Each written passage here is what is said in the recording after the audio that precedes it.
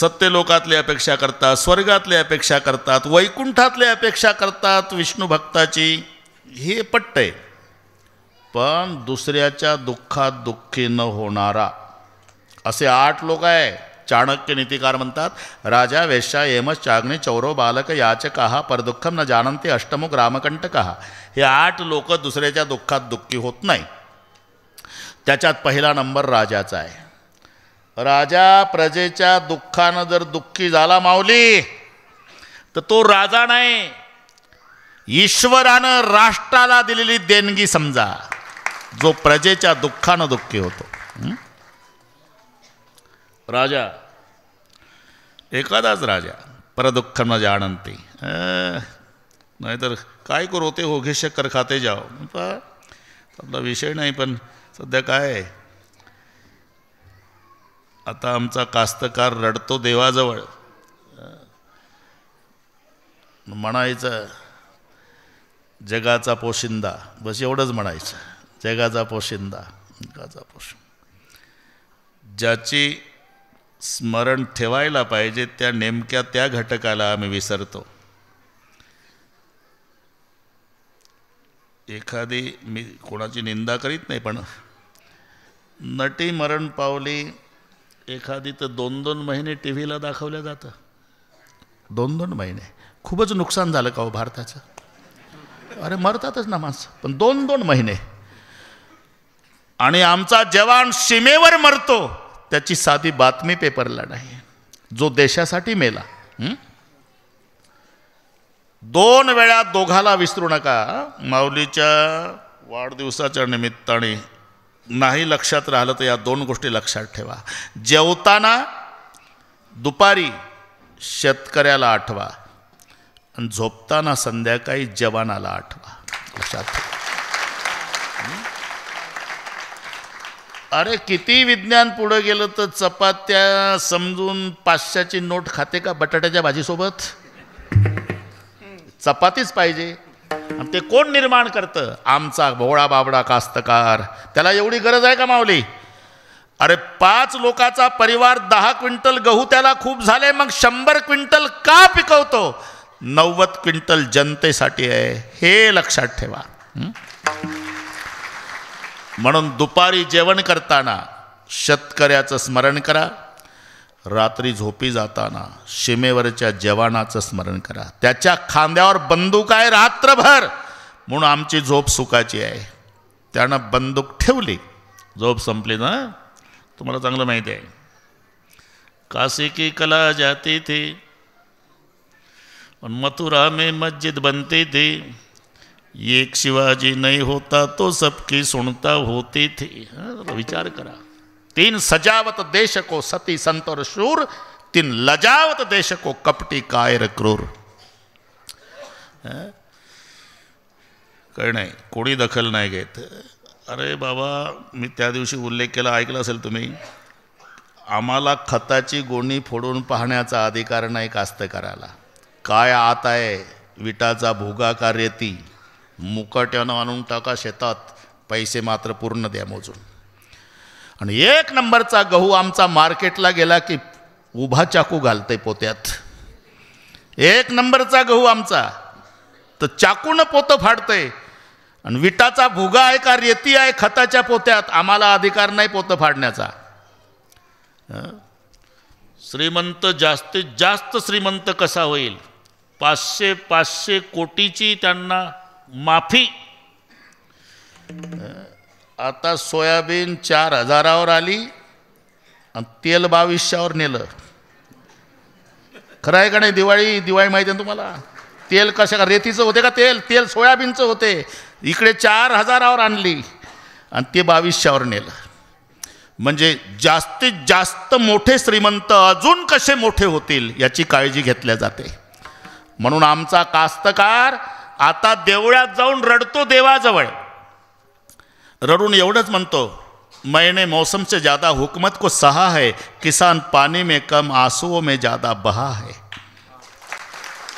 और मेरा सवाल है भगवान, मैं उगाता हूँ कपास तो पूरी दुनिया कपड़े पहनती है, फिर मेरी लाश एक कफन के लिए क्यों तरसती है? ही वस्तुस्थिती आहे. म्हणून मी सांगू, राजा पर दुःखम न जाणंती. आणि प्रजेच्या दुःखानं दुःखी होणारा राजा जर देशाला मिळाला, समजा ईश्वरानं दिलेली देणगी आहे ती. म्हणून असे 8 सांगितले चाणक्य नीतीनं. राजा, वेश्या, येम, अग्नी, चोर, बालक, याचक आणि ग्रामकंटक. परदुःखम न जाणंती. ग्रामकंटक म्हणजे गावामध्ये भांडणं लावणं हा ज्याचा खानदानी व्यवसाय. त्याच्या आज्यानं तेच केलं, बापानं तेच केलं, तो तेच करतो, पोरं तरबेज झाली भांडणं लावण्यात. हा ग्रामकंटक. असे 8 लोक, त्याच्यात येमाचा नंबर आहे. परदुःखम न जाणंती. असा निर्दयी असणारा येम, पण तो सुद्धा यमधर्म वाट पाहि निरंतर. यमधर्म वाट वाट वाट पाहि निरंतर. यमधर्म वाट पाहि निरंतर. यमधर्म वाट पाहि निरंतर. जोडनिया कर दुष्ट तसे, जोडनिया कर दुष्ट तसे, जोडनिया कर दुष्ट तसे, जोडनिया कर दुष्ट तसे, जोडनिया कर दुष्ट तसे, जोडनिया कर दुष्ट तसे, जोडनिया कर दुष्ट तसे, जोडनिया कर दुष्ट तसे.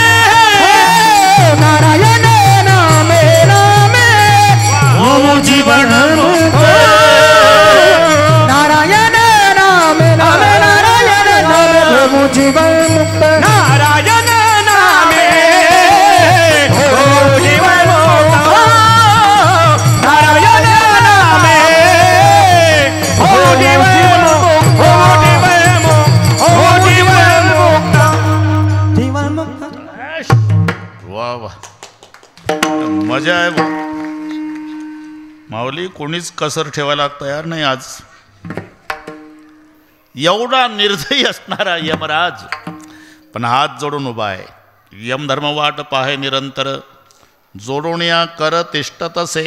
तर हाही प्रश्न आहे, यमधर्म वाट पाहतो काय अपेक्षेनं? हे पहा, मोरारी बापूंना एकदा प्रश्न विचारला एकाने. पूजनी आता थोर संत मोरारी बापू, रामायण म्हटलं की मोरारी बापू, शीतल संत, कधी बाबाला क्रोध नाही.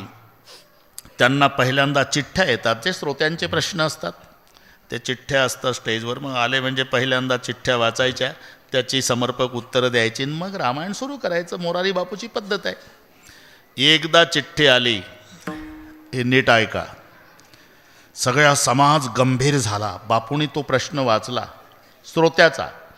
बापू, चिठ्ठीतलं सांगतो, बापू अगर आप नरक में गए तो. प्रश्न. सगळा समाज शांत झाला. बसा, आता उशिरा आल्यामुळे बसा. झालं झालं, थोडं झालं. आता भेटू मग आपण, कारण प्रसंग तुटतोय. बसा बसा. हा, फार उशीर केला. वतूर बरंच लांब होतं काय? मला माहीत नाही का 7-12 कोण्या गावचा आहे वतूर. ठीक आहे, काही काम असेल आपलं, प्रेमाचं बोलणं आहे. बस एक भेटू. विठ्ठल विठ्ठल.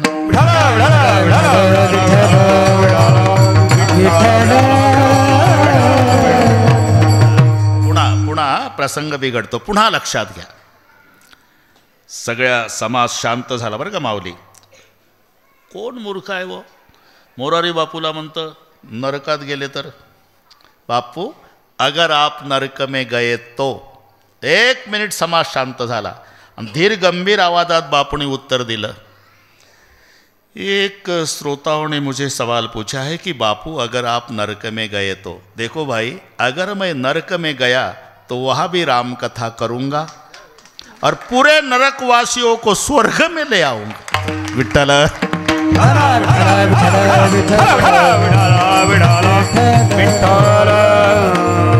तसं येमधर्म वाट पाहे निरंतर.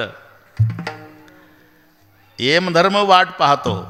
अरे पण कशासाठी वाट पाहतो त्याचं उत्तर आहे कथा श्रवण व्हावयास कथा श्रवण व्हावयास कथा श्रवण भावयास कथा श्रवण भावयास यम धर्मा थोर आस यम धर्मा थोर आस यम धर्म घोरास यम धर्म घोरास आह पाहे रात्रंदिवस पाहे रात्रंदिवस पाहे रात्र दिवस पाहे रात्र दिवस वाट कर जोडोनी वाट कर जोडोनी वाट कर जोडोनी वाट कर जोडोनी धन्य धन्य हरिचे दास धन्य धन्य हरिचे दास धन्य धन्य हरिचे दास धन्य धन्य हरिचे दास धन्य हरिचे दास धन्य धन्य हरिचे दास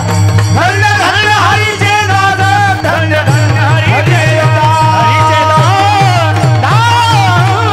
ऐश. हे त्याचं उत्तर आहे हा यमधर्म वाट पाहाय निरंतर जोडून या कर तिष्ठत असे पण वाट पाहतो कशासाठी कथा श्रवण व्हावयास यमधर्म थोर आस पाहे रात्रंदिवस वाट कर जोडूनी देवापेक्षाही बरं का माऊली देवापेक्षाही देवाचं नाम श्रेष्ठ आहे